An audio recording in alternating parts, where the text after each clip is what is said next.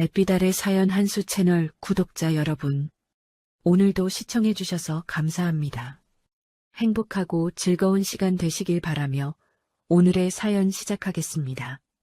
비가 그친 다음 날 아침, 경북 산골 돼지농장의 공기는 축축하고 무거웠습니다.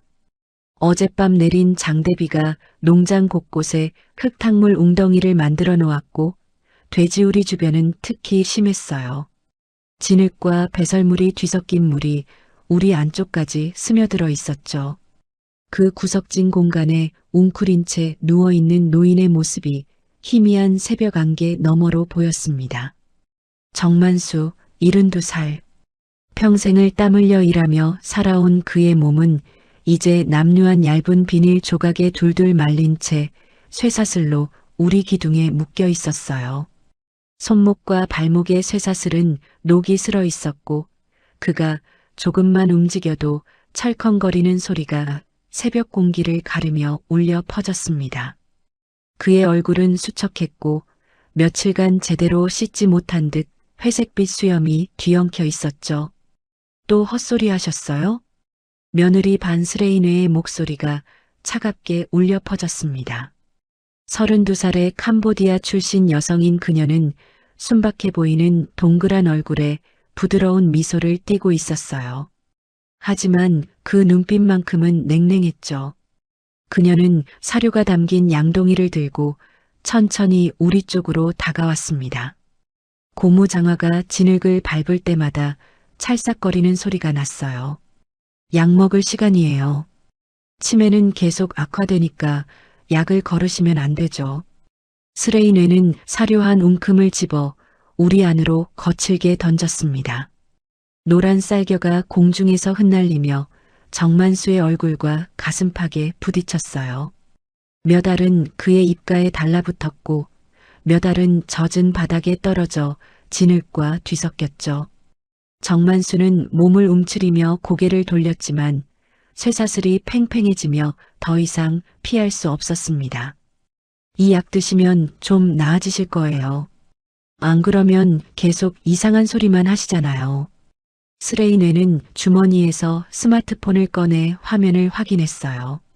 메신저 알림이 6개나 떠 있었고 해외 송금 앱의 아이콘이 빨간 불빛으로 깜빡였습니다. 그녀의 가늘고 긴 손가락이 빠르게 화면을 스크롤하는 동안 암호화폐 지갑에 복잡한 숫자들과 영문 코드가 잠깐 스쳐 지나갔죠. 비트코인 시세 그래프와 송금 완료 알림이 연달아 뜨고 있었습니다. 그녀는 재빨리 화면을 잠그고 주위를 둘러봤어요. 아무도 없는 것을 확인한 뒤 입꼬리를 살짝 올리며 다시 우리 쪽으로 시선을 돌렸습니다. 아버지, 요즘 더 심해지셨어요. 마당 쪽에서 들어온 정영훈의 목소리는 지쳐 있었습니다. 45살의 그는 축 처진 어깨와 구부정한 등으로 걸어왔어요. 결혼을 못하다가 5년 전 국제결혼 중개업체를 통해 스레이네와 혼인했습니다.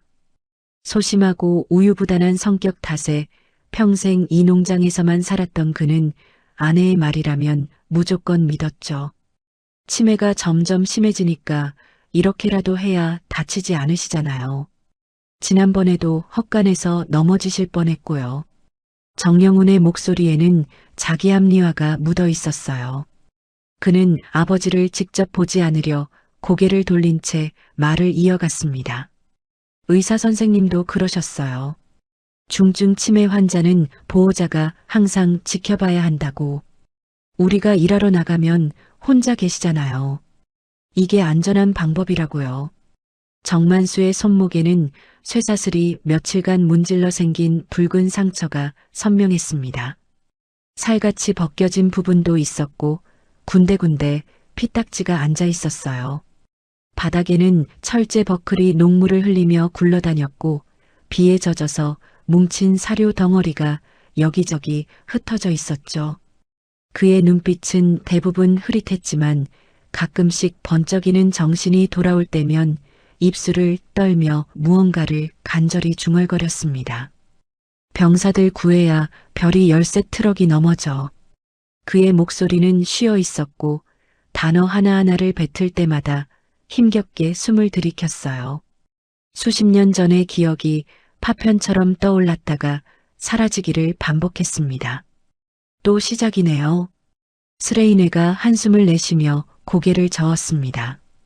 옛날 군대 이야기만 하시면 어떡해요. 현실을 보셔야죠. 그게 다 환각이라니까요. 정영우는 고개를 돌려 아버지를 외면했어요. 차마 그 상처투성이 손목과 텅 빈 눈빛을 마주칠 수가 없었던 겁니다. 그는 스스로에게 되뇌었죠. 이게 아버지를 위한 거야. 치매 환자는 스스로를 보호할 수 없으니까. 우리가 이렇게라도 해야 안전한 거야. 아버지를 요양원에 보낼 돈도 없고. 스레인에는 우리 문이 자물쇠를 딸깍 잠그며 다시 한번 휴대폰을 확인했습니다. 새로운 메시지가 도착해 있었어요. 크메르 문자로 적힌 짧은 문장들이었죠. 이번 달 목표 달성, 다음 송금 준비, 농장명의 이전 서류. 그녀의 표정이 순간 굳어졌다가 이내 평온한 미소로 돌아왔습니다. 여보, 오늘 사료 배달 올 거예요. 돈 좀 준비해놔요. 또요? 지난주에도 주문했잖아요. 돼지들이 많이 먹잖아요. 요즘 더워서 그런가 봐요. 정영우는 의심 없이 고개를 끄덕였습니다. 숫자에 약한 그는 장부 같은 건 아내에게 맡긴 지 오래였어요. 우리 안쪽에서 정만수는 천천히 눈을 감았습니다. 그의 기억 속에는 아직도 생생했어요. 40여 년 전 군 트럭이 빗길에 미끄러져 전복되던 그날. 28살이던 그가 필사적으로 끌어낸 13명의 어린 병사들. 피투성이가 된 그들의 얼굴이 하나하나 떠올랐죠. 살려주셔서 감사합니다. 울먹이던 목소리들. 그 아이들이 나중에 장교가 되고 장성이 될 거라는 걸 그때는 몰랐습니다. 그러나 지금 이 순간 그 누구도 자신을 기억하지 못한다는 절망감이 가슴을 짓눌렀어요. 아니, 어쩌면 기억하고 있을지도 모르지만 자신이 여기 있다는 걸 모르는 거겠죠. 연락할 방법도 없었습니다. 며느리가 전화기를 모두 치워버렸거든요. 비닐 조각이 새벽 바람에 펄럭이며 그의 마른 몸을 더욱 차갑게 감쌌어요. 돼지우리의 노인은 그렇게 또 하루를 견뎌내야 했습니다. 구석에서 돼지 한 마리가 꿀꿀거리며 사료를 먹는 소리만이 정막을 깼죠. 방학을 맞아 농장에 온 손자 정아유는 17살이었습니다. 서울에서 고등학교를 다니는 그는 1년에 두어 번 정도만 이곳을 찾았어요. 이번에도 어머니의 성화에 못 이겨 마지못해 내려왔죠.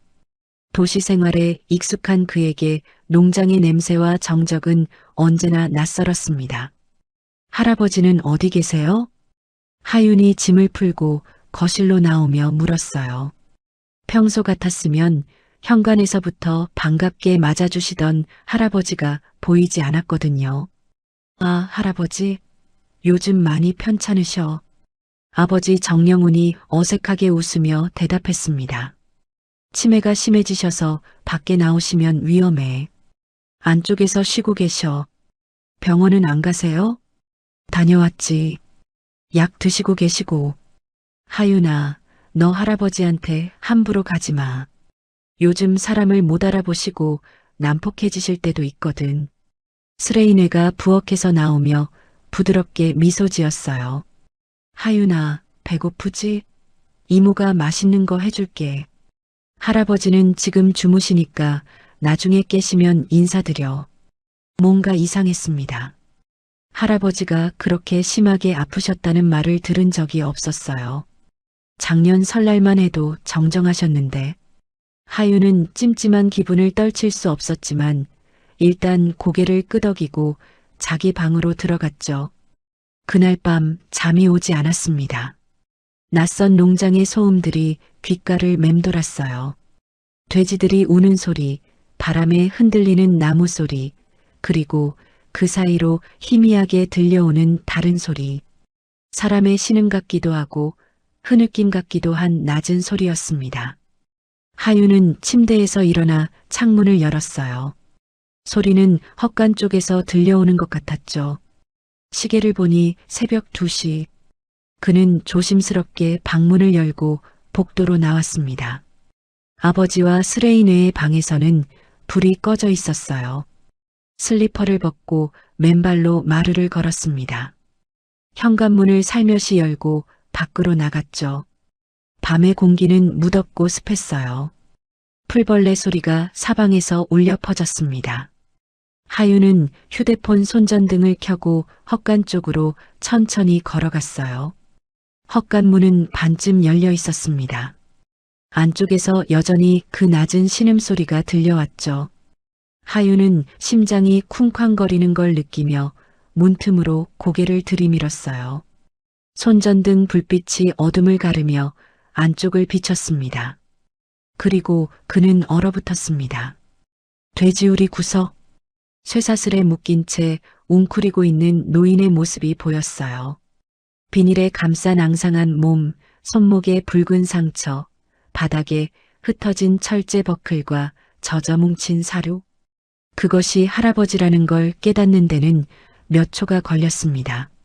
할아버지? 하윤의 목소리가 떨렸어요. 그는 황급히 우리 난간으로 다가갔습니다. 휴대폰을 들어 할아버지의 얼굴을 비췄죠. 정만수는 천천히 고개를 들었어요. 핏발선 눈, 움푹 들어간 뺨, 며칠간 씻지 못한 얼굴. 하지만 그 눈빛만큼은 또렷했습니다. 하윤아, 넌데. 할아버지가 그를 알아봤어요. 치매라던 할아버지가 자신의 이름을 정확히 불렀습니다. 하윤은 손이 떨려서 휴대폰을 제대로 잡을 수조차 없었어요. 그는 본능적으로 카메라 앱을 켰습니다. 떨리는 손으로 할아버지의 모습을, 손목의 상처를, 바닥의 철제 버클을, 젖은 사료를 하나하나 촬영했죠. 누구야? 등 뒤에서 날카로운 목소리가 들렸습니다. 스레이네였어요. 그녀는 가운을 걸친 채 헛간으로 들어오고 있었죠. 하윤은 재빨리 휴대폰을 주머니에 넣고 우리 뒤편으로 몸을 숨겼습니다. 낡은 농기구들 사이 쌓인 사료 포대 뒤로 몸을 웅크렸어요. 또 헛소리 하세요? 약을 더 드려야겠네. 스레이네의 목소리가 차갑게 가라앉았습니다. 그녀는 우리 문을 열고 안으로 들어갔어요. 하윤은 숨을 죽인 채 지켜봤습니다. 스레이네가 할아버지의 입에 무언가를 억지로 집어넣고 물을 따라 넣는 게 보였죠. 그때 스레이네의 휴대폰이 울렸습니다. 그녀는 전화를 받으며 우리 밖으로 나왔어요. 목소리를 낮췄지만 고요한 새벽 공기 속에서 그 말들이 또렷하게 들려왔습니다. 네, 접수됐어요. 이번 달은 사료대금으로 돌려요. 여기 통로 깔끔하거든요. 잠시 침묵. 걱정 마세요. 늙은이는 치매라고 다들 믿어요. 아들도 바보라 아무것도 몰라요. 또 침묵. 명의 이전 서류는 다음 달까지 준비할게요. 공증도 받고요. 변호사 섭외했어요. 스레이네가 웃었습니다. 차갑고 계산적인 웃음이었어요. 하윤은 온몸에 소름이 돋는 걸 느꼈습니다. 통화를 끝낸 스레이네가 다시 우리 쪽으로 돌아왔어요. 자물쇠를 잠그고 주변을 둘러본 뒤 천천히 헛간을 나갔습니다. 하윤은 그녀의 발소리가 완전히 사라질 때까지 꼼짝도 하지 않았어요. 10분쯤 지났을까? 하윤은 조심스럽게 몸을 일으켰습니다. 할아버지는 다시 고개를 떨군 채 웅크리고 있었어요. 하윤은 우리 가까이 다가가 속삭였습니다. 할아버지, 제가 꼭 구해드릴게요. 조금만 기다리세요. 정만수가 천천히 고개를 들었어요. 그의 눈에서 눈물이 흘러내렸습니다. 입술이 떨렸죠. 별, 열쇠, 전화번호, 지갑, 안쪽. 할아버지의 목소리는 가늘었지만 분명했습니다. 하유는 고개를 끄덕였어요. 그는 헛간을 나와 집으로 돌아왔습니다. 방문을 잠그고 떨리는 손으로 휴대폰을 꺼냈죠. 촬영한 사진들을 하나하나 확인했습니다. 선명하게 찍혔어요. 증거로 충분했습니다. 그는 아버지의 방으로 몰래 들어가 서랍을 뒤졌어요. 할아버지의 낡은 지갑을 찾았고 그 안에서 오래된 명함 한 장을 발견했습니다. 육군 준장 김태형. 뒷면에 휴대폰 번호가 적혀 있었어요. 그리고 작은 글씨로 이렇게 적혀 있었죠. 별 13 중 하나. 정만수 은희님. 하유는 더 이상 망설이지 않았습니다. 그는 숫자를 눌렀어요. 한밤중이었지만 상관없었죠. 신호음이 3번 울린 뒤 낮고 침착한 남자 목소리가 들려왔습니다. 여보세요? 저기요. 정만수 할아버지 손자인데요. 하윤의 목소리가 떨렸습니다. 할아버지가 지금 쇠사슬에 묶여 계세요. 돼지우리예요. 도와주세요. 전화를 받은 김태영 준장은 단 3초도 망설이지 않았습니다. 주소 보내라. 1시간 안에 도착한다. 그의 목소리는 차분했지만 단호했어요. 하윤이 주소를 문자로 전송하자마자 김태영은 또 다른 번호로 전화를 걸기 시작했죠. 별 13. 40여 년 전 그날 정만수에게 목숨을 구한 병사들은 이제 대령과 준장, 소장으로 전국 각지에 흩어져 있었습니다. 밤은 깊어갔지만 농장 주변은 고요했어요. 하윤은 자기 방으로 돌아와 침대에 누웠지만 잠을 이룰 수 없었습니다. 할아버지의 눈빛이, 손목의 상처가, 그 차가운 돼지우리 바닥이 계속 머릿속을 맴돌았죠. 그는 휴대폰을 꺼내 다시 한번 촬영한 사진들을 확인했어요. 증거를 잃어버리면 안 된다는 생각에 즉시 클라우드에 백업했습니다. 새벽 4시쯤 희미한 엔진 소리가 들려왔습니다. 하유는 창문으로 다가가 커튼을 살짝 걷었어요. 농장 진입로 쪽에서 검은색 승용차 2대가 불을 끄고 천천히 들어오고 있었죠. 군용 차량은 아니었지만 움직임이 훈련된 듯 정확했습니다. 차에서 내린 사람들은 민간인 복장을 하고 있었어요. 하지만 그들의 자세와 걸음걸이는 군인 특유의 것이었죠. 김태영 준장이 제일 먼저 내렸고 그 뒤로 4명의 남자가 더 내렸습니다. 그들은 손전등도 켜지 않고 어둠 속을 익숙하게 이동했어요. 하윤이 현관문을 살짝 열고 나가자 김태영이 손가락을 입에 대며 조용히 하라는 신호를 보냈습니다. 하윤은 고개를 끄덕이고 그들을 헛간 쪽으로 안내했어요. 발소리를 최대한 죽이며 이동했죠. 헛간 문 앞에서 김태영이 멈춰섰습니다. 그는 부하 한 명에게 눈짓을 했고 그 사람은 작은 공구를 꺼내 자물쇠를 조심스럽게 따기 시작했어요. 딸깍 하는 소리와 함께 자물쇠가 열렸습니다. 문이 천천히 열렸고 그들은 안으로 들어갔죠. 돼지우리 안쪽 정만수는 여전히 웅크린 채 있었습니다. 김태영이 우리 문을 열고 안으로 들어가자 정만수가 천천히 고개를 들었어요. 흐릿하던 눈빛이 점점 초점을 찾아갔습니다. 태영이, 내가, 예, 정 선생님, 김태영입니다. 김태영의 목소리가 떨렸어요. 50대 중반의 군인이 눈시울을 붉혔습니다. 그는 무릎을 꿇고 정만수의 손목에 채워진 쇠사슬을 확인했죠. 볼트 커터를 꺼내 조심스럽게 사슬을 끊기 시작했습니다. 철컹 철컹 쇠사슬이 하나씩 끊어지는 소리가 새벽 공기를 갈랐어요. 선생님 죄송합니다. 저희가 몰랐습니다. 김태영의 목소리는 가라앉아 있었지만 분노가 묻어 있었어요.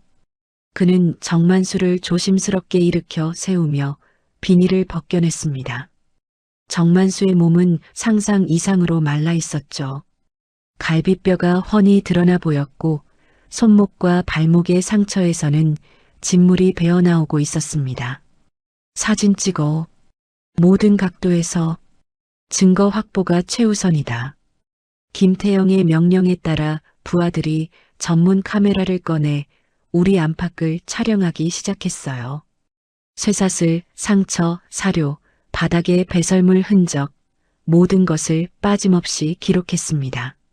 하윤도 자신의 휴대폰으로 추가 촬영을 했죠. 그때였습니다. 여기서 뭐 하는 거예요? 스레이네의 목소리가 헛간 입구에서 울려 퍼졌어요. 그녀는 가운을 휘날리며 안으로 들어왔습니다. 뒤따라 정영훈도 황급히 달려왔죠. 당신들 누구예요? 무단 침입이잖아요. 스레이네의 목소리는 날카로웠지만 그녀의 눈빛은 당황한 빛을 감추지 못했어요. 그녀는 재빨리 상황을 파악했습니다. 끊어진 쇠사슬, 카메라를 든 사람들, 그리고 정만수를 부축하고 있는 김태영. 아버지, 왜 아버지를 데리고 나와요? 아버지는 치매 환자라니까요. 위험하잖아요. 정영훈이 다급하게 소리쳤습니다. 그는 정말로 믿고 있었어요. 아버지가 치매에 걸렸고 이렇게 묶어두는 게 안전한 방법이라고. 치매? 김태영이 차갑게 웃었습니다. 정만수 선생님이 치매라고요? 네. 의사 선생님도 그러셨어요. 진단서도 있고요. 그 진단서 위조 아니냐고. 김태영의 목소리가 낮게 가라앉았어요. 정만수 선생님은 40년 전 군 트럭 전복 사고에서 13명의 병사를 구하신 분입니다. 우리 은인이죠. 그분의 기억력과 판단력을 제가 직접 확인했습니다. 지금 이 순간에도 스레이네의 얼굴이 하얗게 질렸어요. 그녀는 한 발 뒤로 물러섰습니다. 아니, 그게 무슨... 저희는 정말 아버님을 보호하려고... 보호? 김태영이 정만수의 손목을 들어보였습니다. 이게 보호입니까? 사람을 돼지우리에 가두고 쇠사슬로 묶는 게... 정영훈의 얼굴이 창백해졌어요. 그는 비로소 아버지의 상처를 제대로 봤습니다. 손전등 불빛 아래 선명하게 드러난 붉은 상처들, 벗겨진 살갗, 말라비틀어진 몸. 그는 입술을 떨며 한 발 뒤로 물러났죠. 아버지, 제가 몰랐어요. 몰랐다고? 김태영의 목소리에 분노가 실렸습니다. 매일 사료를 주러 왔으면서 몰랐다고? 이 상처를 보고도 몰랐다고? 바로 그때 스레이네가 재빨리 몸을 돌려 헛간 밖으로 뛰쳐나갔습니다. 하지만 밖에서 기다리고 있던 또 다른 남자가 그녀의 팔을 붙잡았어요. 오준표 대령이었죠. 헌병 수사처장인 그는 이미 농장 외곽을 포위하고 있었습니다. 반스레이네 씨, 도주하지 마십시오. 우리는 노인학대 혐의로 현장을 확인 중입니다. 스레이네가 발버둥 쳤지만 소용없었어요. 오준표는 그녀의 양팔을 확실하게 제압했습니다. 제 휴대폰 돌려줘요. 스레이네가 소리쳤지만 이미 그녀의 휴대폰은 김태영의 부하 손에 들려 있었어요. 잠금 해제는 되어 있었고 화면에는 메신저 대화창이 떠 있었습니다. 캄보디아어로 된 메시지들, 송금 내역, 암호화폐 거래 기록. 이게 뭡니까? 오준표가 휴대폰 화면을 스레이네에게 보여줬어요. 스레이네는 입술을 깨물며 고개를 돌렸습니다. 대답하지 않았죠. 동쪽 하늘이 조금씩 밝아오고 있었습니다. 농장 입구 쪽에서 또 다른 차량 소리가 들려왔어요. 경찰차였습니다. 하윤의 신고를 받고 출동한 거죠. 하지만 김태영은 이미 모든 증거를 확보한 뒤였어요. 정만수는 김태영의 품에 안긴 채 천천히 눈을 감았습니다. 안도의 한숨이 새어나왔죠. 40년 만에 그가 구했던 병사들이 이제 그를 구하러 온 겁니다. 새벽 6시 농장은 혼란에 휩싸였습니다. 경찰차 2대와 앰뷸런스 1대가 마당에 들어섰고 응급구조사들이 들것을 들고 헛간으로 달려왔어요. 하지만 김태영은 그들을 제지했습니다. 잠깐만 기다려 주십시오. 군 의무대에서 곧 도착합니다. 무슨 소리예요? 환자가 위급한데. 응급구조사가 항의했지만 김태영은 단호했어요. 그에게는 이유가 있었습니다. 민간 병원으로 가면 증거가 훼손될 가능성이 있었죠. 며느리 측 변호사가 개입할 수도 있었고요. 10분 뒤 군용 앰뷸런스가 도착했습니다. 국군수도병원 소속 의료진이었어요. 그들은 신속하고 전문적으로 정만수의 상태를 확인했습니다.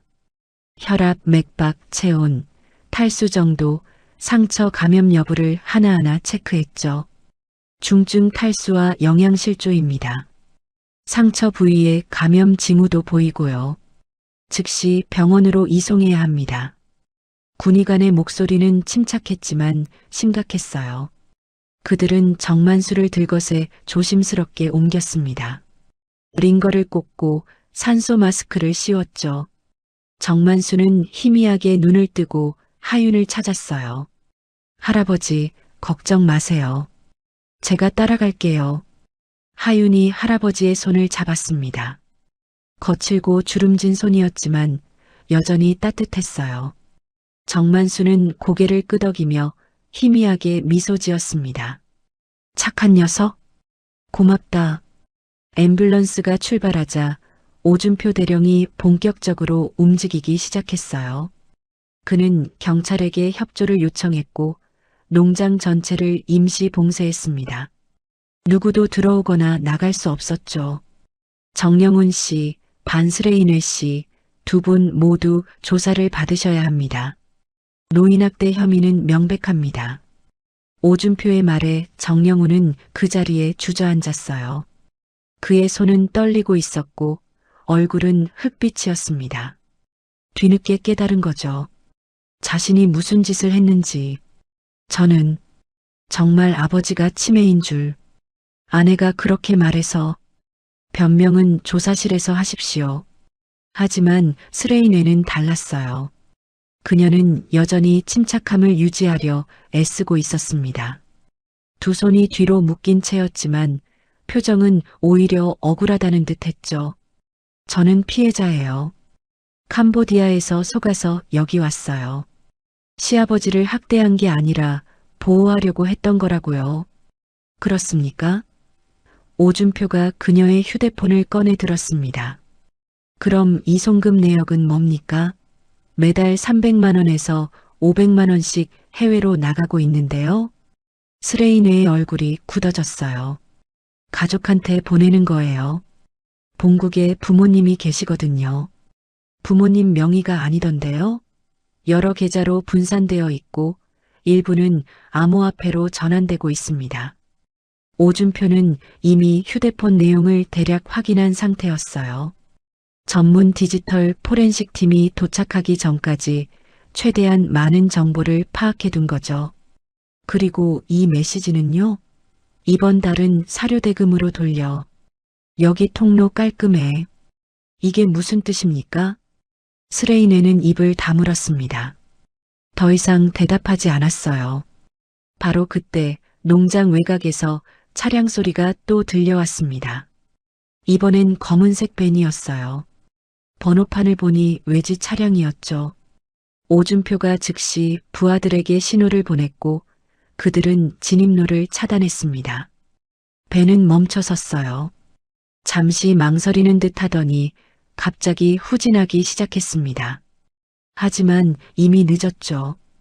경찰차 1대가 뒤쪽에서 길을 막았고 밴은 꼼짝없이 갇혔어요. 차에서 내리십시오. 경찰관이 확성기로 외쳤습니다. 밴의 문이 천천히 열렸고 2명의 남자가 내렸어요. 동남아시아계로 보이는 얼굴이었습니다. 그들의 눈빛은 날카로웠고 경계심으로 가득했죠. 신분증 제시하십시오. 경찰이 다가가자 그중 한 명이 주머니를 더듬었어요. 하지만 신분증을 꺼내는 대신 그는 갑자기 몸을 돌려 달리기 시작했습니다. 다른 한 명도 반대 방향으로 뛰었죠. 도주저지. 오준표의 부하들이 즉각 추격에 나섰습니다. 군인 출신답게 그들의 움직임은 빨랐어요. 30초도 안 돼서 2명 모두 붙잡혔습니다. 배난을 수색하자 노트북 한 대와 서류 뭉치, 그리고 현금 다발이 나왔어요. 오준표가 서류를 훑어봤습니다. 농장명의 이전 계약서, 초안, 허위 사료 구매 전표, 가짜 인건비 지급 명세서, 모든 게 사전에 치밀하게 준비된 것들이었어요. 이거 완전히 조직적인데요. 옆에 있던 경찰관이 중얼거렸습니다. 오준표는 고개를 끄덕였어요. 그는 이미 예상하고 있었습니다. 스레인의 혼자 꾸민 일이 아니라는 걸. 반스레이뇨 씨와 이 사람들 연관성을 파악해야 합니다. 디지털 포렌식 팀 언제 도착합니까? 1시간 뒤 도착 예정입니다. 해가 완전히 떠올랐습니다. 농장 마당은 차량과 사람들로 북적였어요. 이웃 주민들도 하나둘 모여들기 시작했죠. 그중 한 명이 80대로 보이는 할머니였습니다. 박금순이었어요.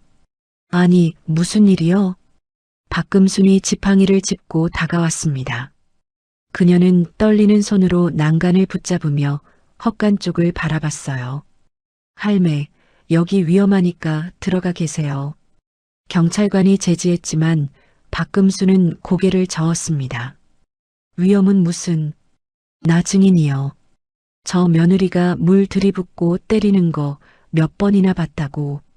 오준표의 눈빛이 날카로워졌어요. 할머니, 그게 정말입니까? 그럼 거짓말하겠나? 내가 직접 봤어. 작년 겨울부터였나?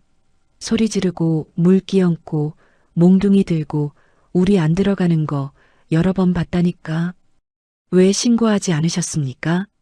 신고를 했지. 근데 경찰이 와도 저 며느리가 울면서 치매 어르신이라고, 자기가 힘들다고 그러면 다들 믿더다고. 나 같은 늙은이 말은 안 듣고. 박금순의 목소리가 떨렸습니다. 그녀는 주머니에서 오래된 스마트폰을 꺼냈어요. 화면을 몇 번 터치하더니 사진 한 장을 보여줬습니다. 사진 속에는 스레이네가 물든 양동이를 들고 우리 안으로 던지는 모습이 찍혀 있었어요. 화질은 좋지 않았지만 상황은 명확했습니다. 이것도 증거 아니겠나? 오준표는 조심스럽게 할머니의 휴대폰을 받았습니다. 그리고 깊이 고개를 숙였어요. 감사합니다, 할머니. 이 용기가 정만수 선생님을 구했습니다. 박금수는 눈시울을 붉혔습니다. 주름진 손으로 눈가를 훔치며 중얼거렸죠. 만수가, 그 양반이 살았으면 됐어. 농장 한쪽에서는 디지털 포렌식 팀이 도착해 스레이네의 휴대폰과 노트북을 분석하기 시작했습니다.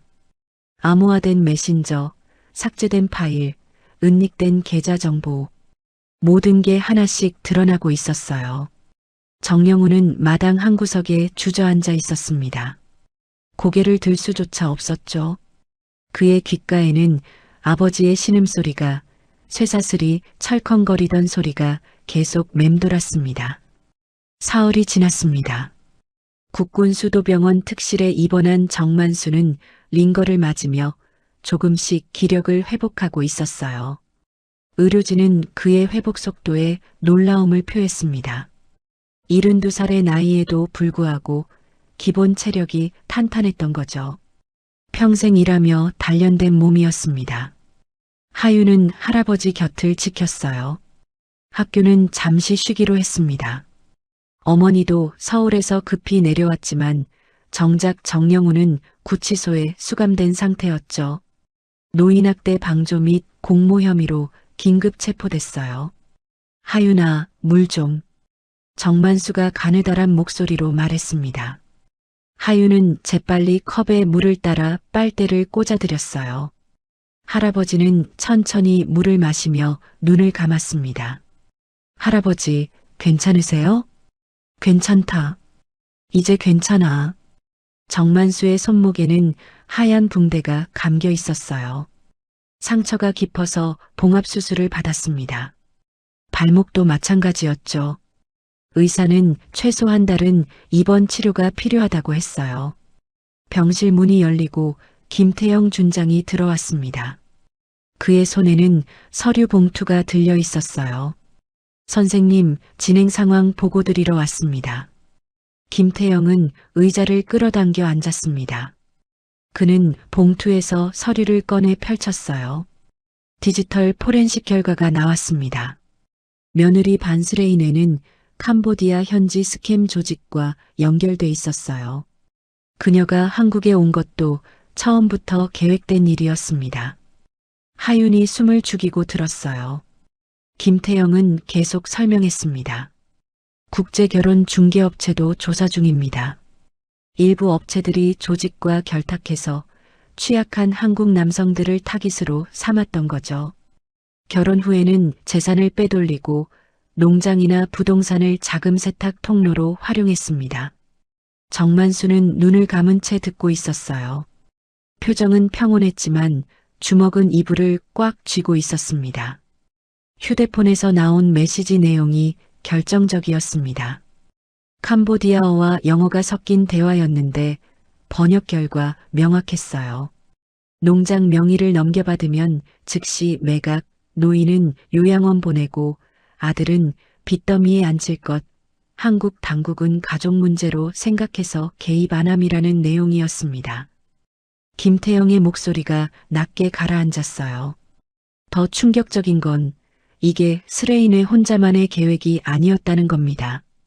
캄보디아 현지에 있는 조직 전체가 한국을 포함해 여러 나라에서 동시다발적으로 이런 사기를 벌이고 있었어요. 하윤은 온몸에 소름이 돋았습니다. 그럼 할아버지는 단지 우연한 피해자가 아니라 처음부터 노린 표적이었던 거죠. 그래서 군에서 직접 나선 겁니다. 김태영이 말을 이었어요. 이건 단순한 가정폭력이 아니라 국제조직범죄의 일부였으니까요. 국방부와 경찰청이 합동 태스크포스를 꾸렸습니다. 병실 안이 잠시 조용해졌습니다. 밖에서는 간호사들이 오가는 소리가 희미하게 들렸어요. 선생님, 김태영이 조심스럽게 입을 열었습니다. 한 가지 더 말씀드려야 할 게 있습니다. 농장 장부를 분석한 결과가 나왔어요. 그는 또 다른 서류를 꺼냈습니다. 지난 3년간 사료 구매 대금이 비정상적으로 많이 나갔습니다. 실제 돼지 사육두수에 비해 사료 구매량이 3배 이상 많았어요. 허위 인건비 지출도 마찬가지였고요. 가짜 직원 명단을 만들어서 인건비를 빼돌린 겁니다.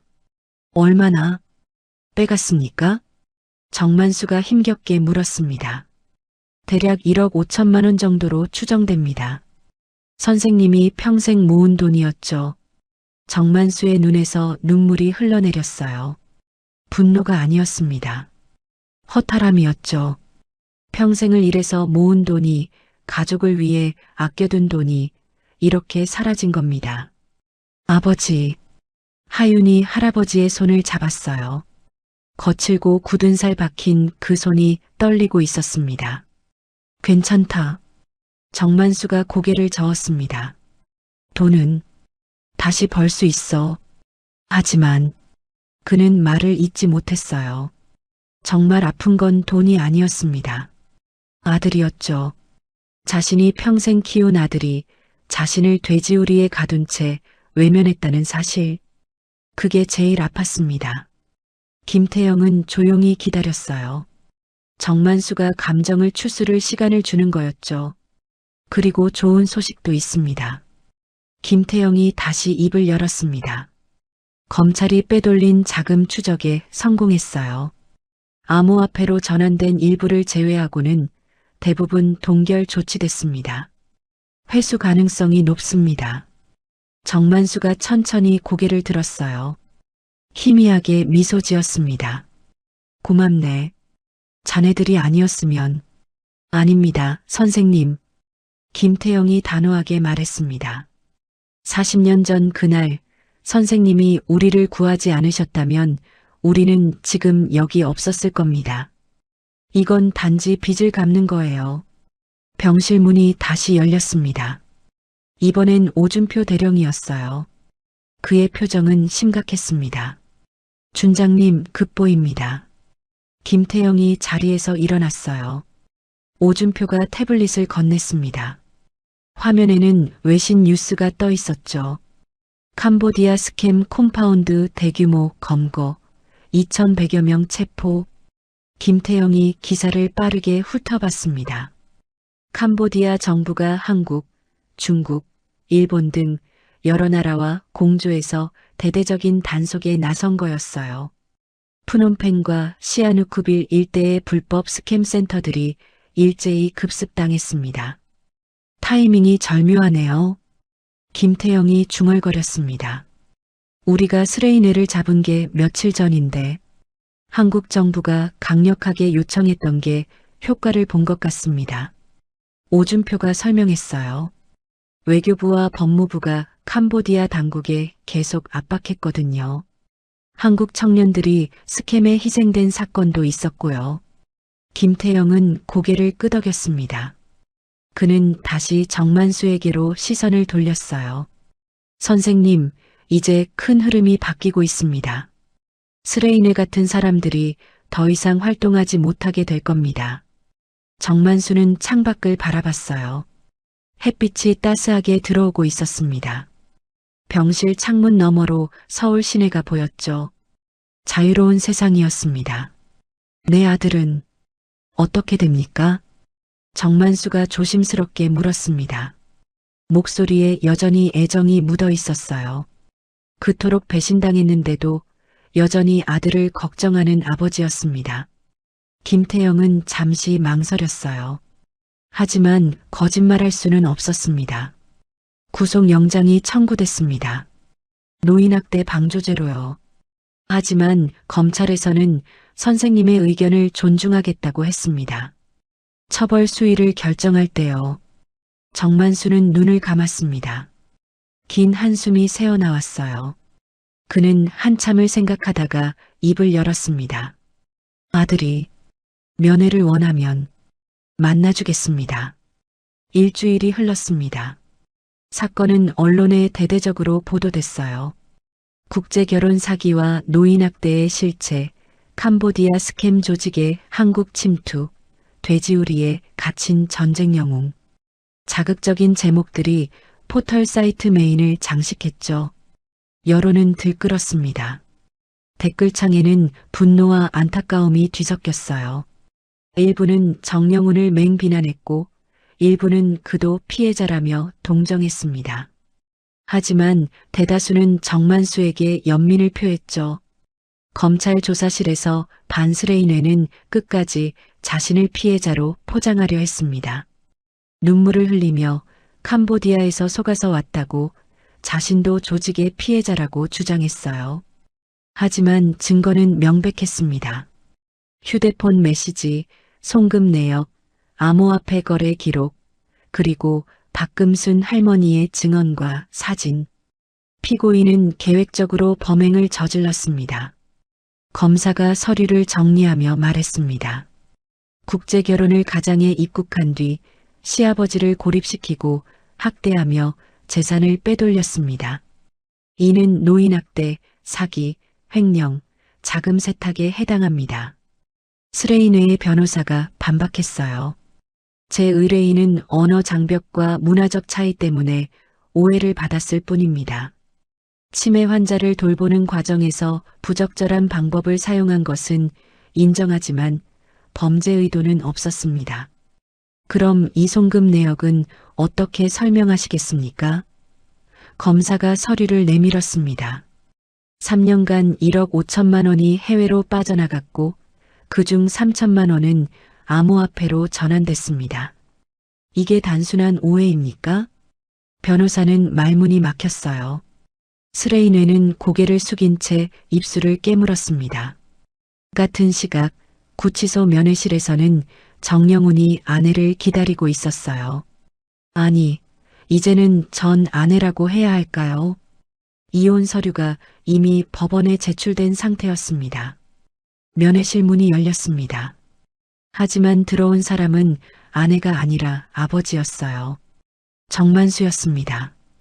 여전히 휠체어에 앉아 있었지만 얼굴에는 혈색이 돌았습니다.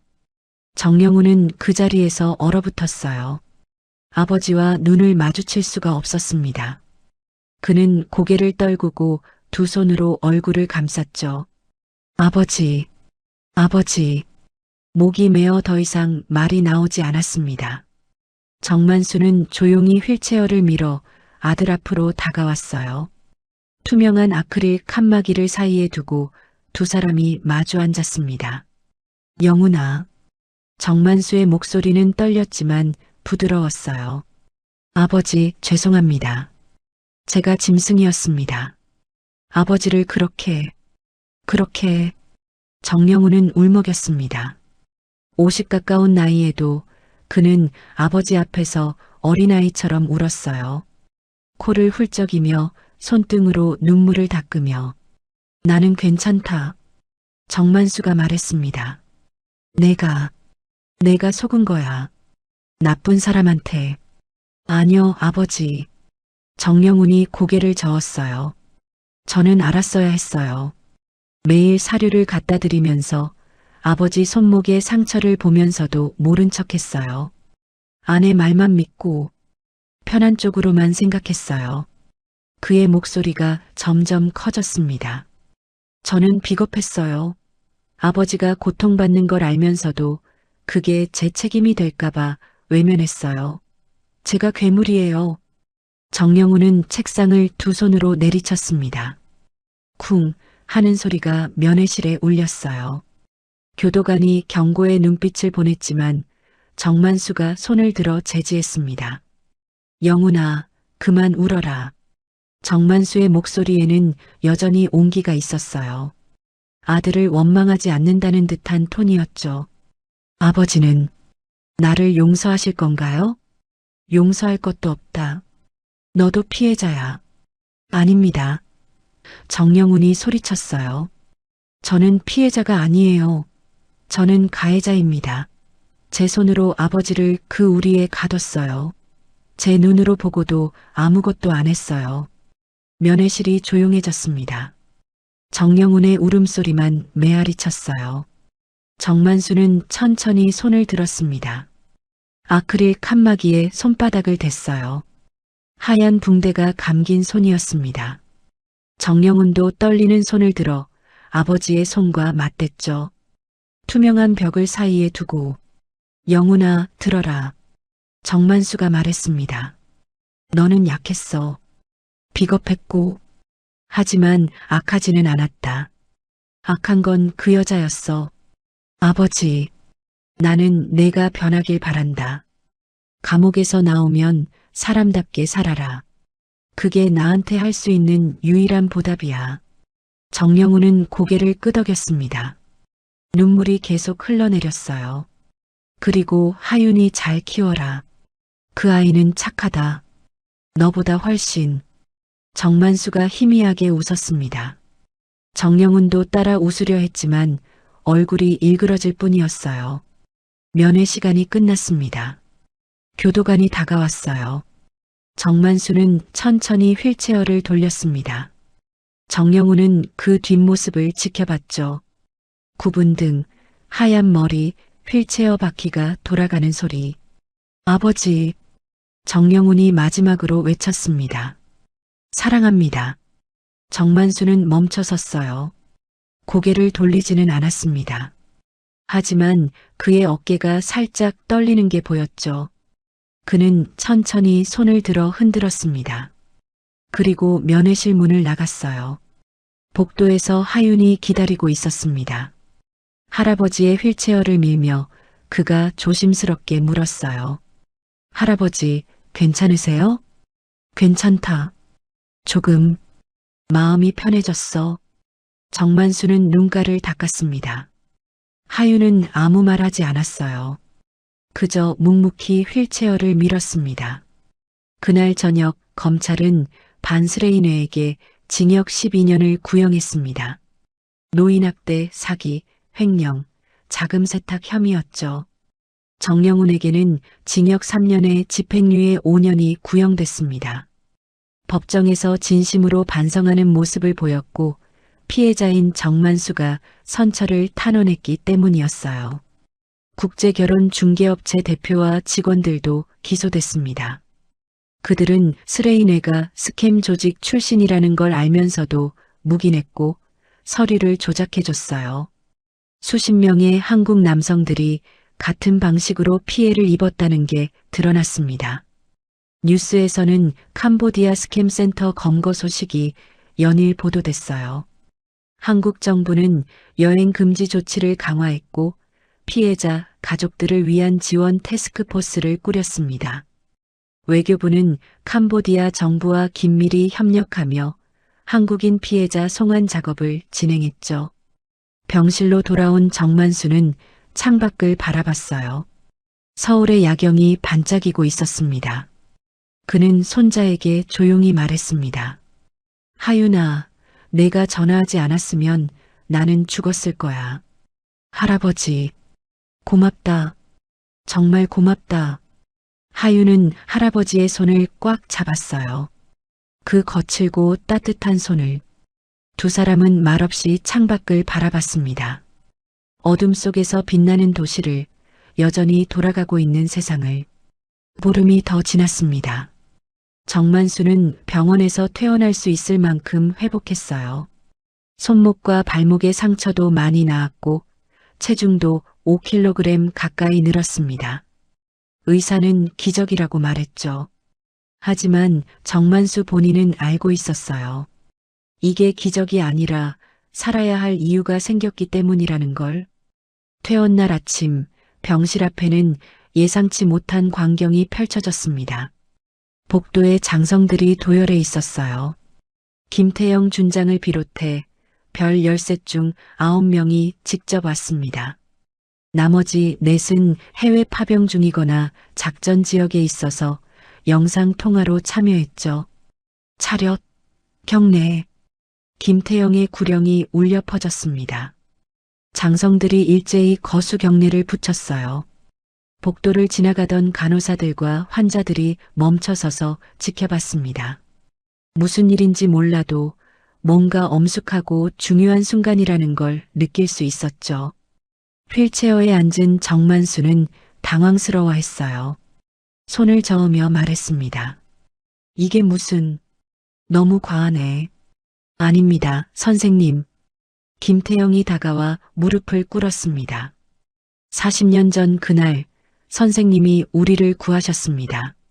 28살 트럭 운전병이었던 선생님은 자신의 목숨을 걸고 전복된 트럭에서 우리를 끌어내셨죠. 그의 목소리가 떨렸어요. 당시 선생님은 갈비뼈 2대가 부러졌습니다. 그래도 13명을 모두 구할 때까지 멈추지 않으셨어요. 우리는 그걸 잊지 않았습니다. 다른 장성들도 하나씩 다가와 정만수 앞에 무릎을 꿇었습니다.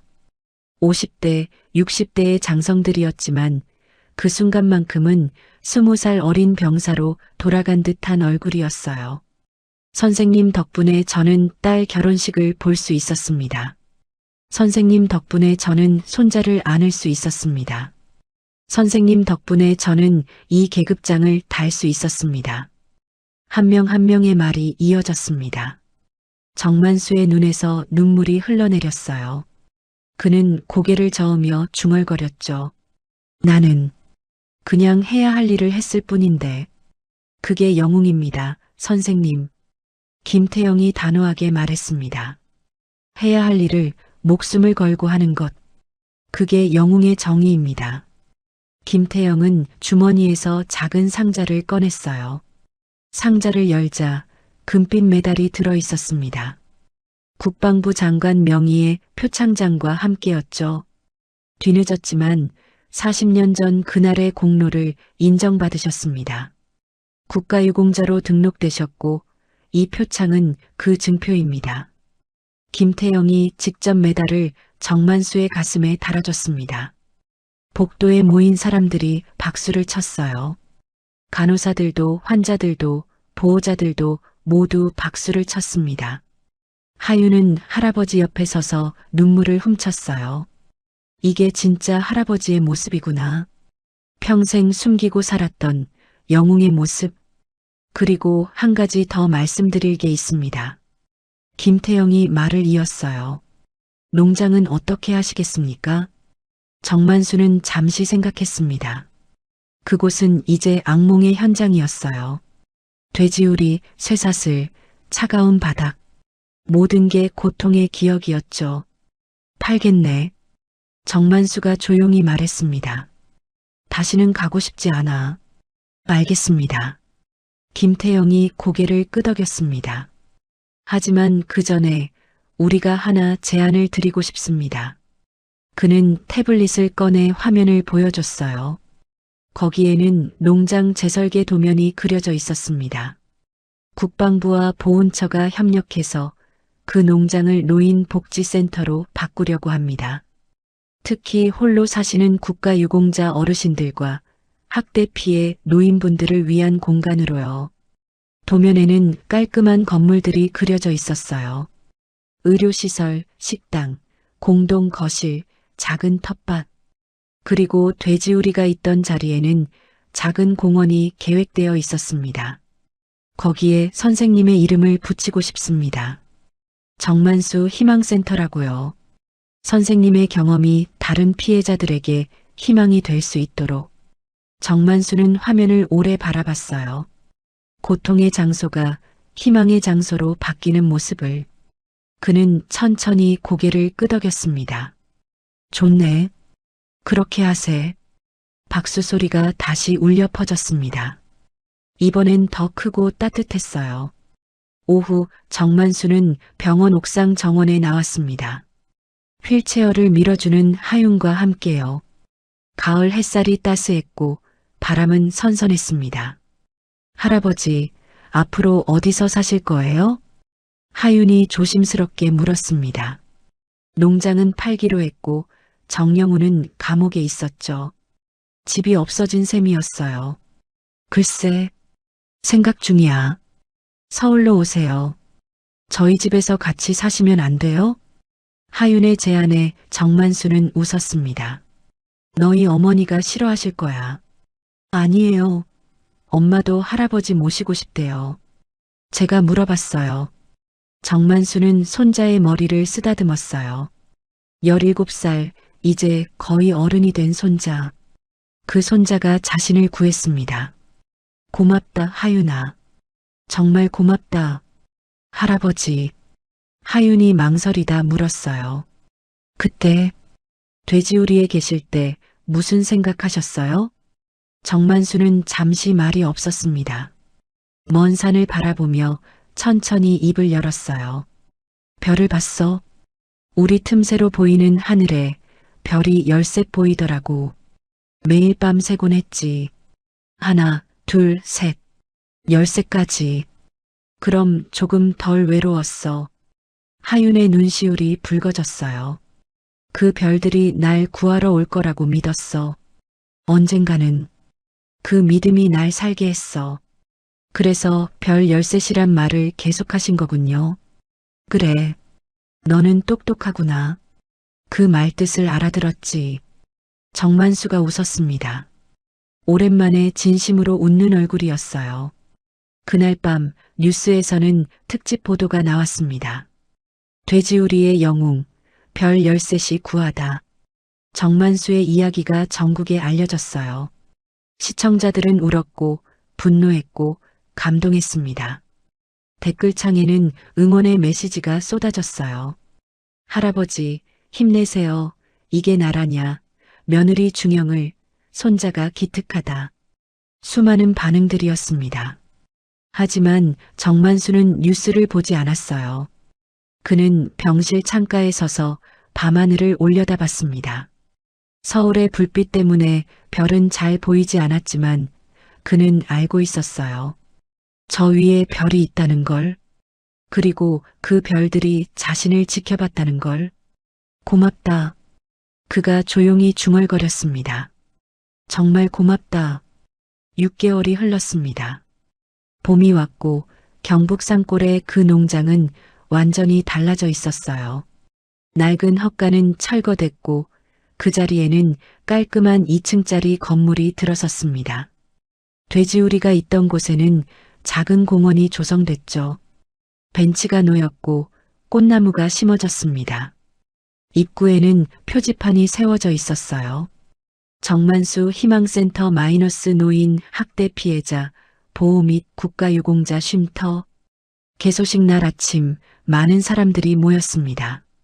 국방부 장관, 보훈처장, 지역 국회의원, 그리고 별 13 중 참석 가능한 모든 이들이 왔어요. 언론사 취재진도 여럿 보였습니다. 정만수는 양복을 입고 나타났어요. 더 이상 휠체어가 아니었습니다. 지팡이를 짚고 있었지만 스스로 걸을 수 있었죠. 옆에는 하윤이 조심스럽게 부축하고 있었습니다. 할아버지, 천천히 가세요. 괜찮다. 이 정도는 할 수 있어.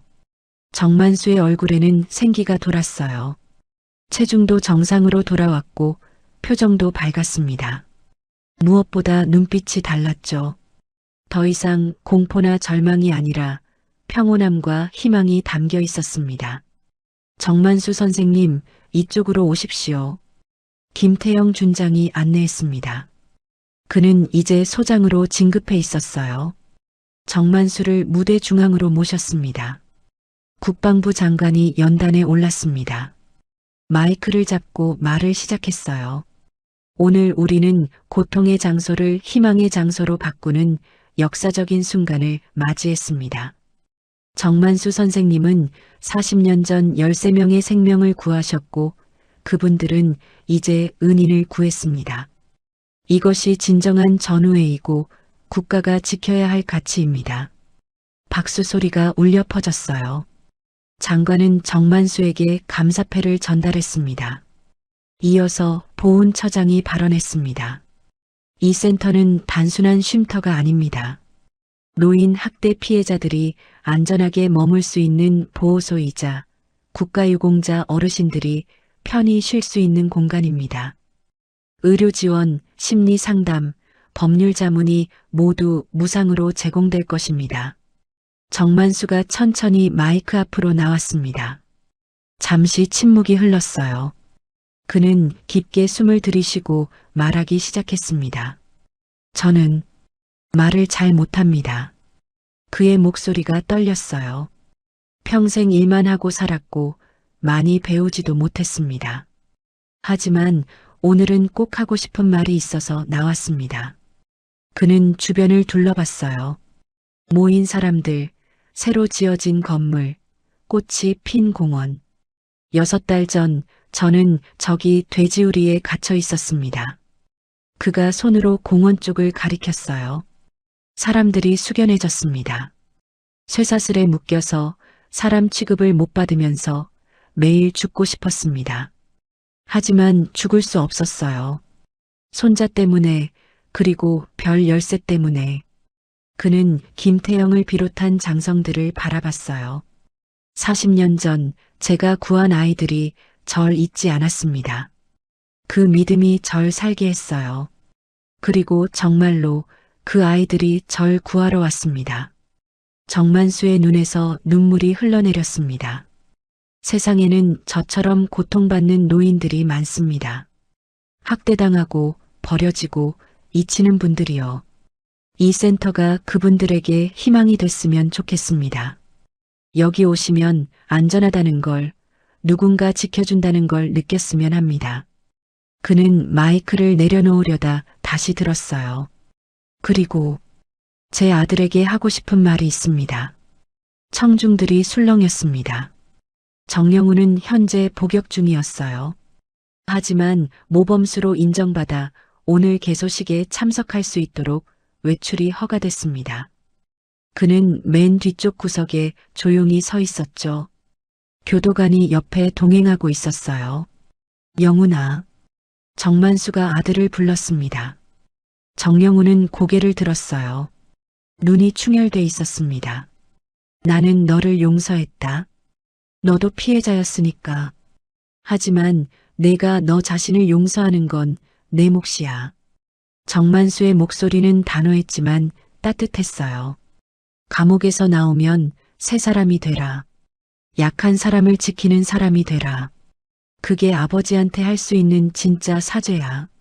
정영우는 그 자리에서 무릎을 꿇었습니다. 두 손으로 얼굴을 가리고 흐느꼈어요. 어깨가 심하게 들썩였죠. 사람들은 조용히 지켜봤습니다. 누구도 비난하지 않았어요. 정만수가 천천히 무대에서 내려왔습니다. 하윤이 재빨리 다가가 부축했어요. 두 사람은 공원 쪽으로 걸어갔습니다. 한때 돼지우리가 있던 그곳에 벤치에 앉아 정만수는 하늘을 올려다봤어요. 맑은 봄 하늘이었습니다. 구름 한 점 없이 파랗게 개어 있었죠. 할아버지, 여기 앉으니까 어떠세요? 좋다. 정말 좋아. 정만수는 미소 지었습니다. 더 이상 공포의 장소가 아니었어요. 이제는 희망의 장소였습니다. 개소식이 끝난 뒤 첫 입주자들이 도착했습니다. 모두 5분이었어요.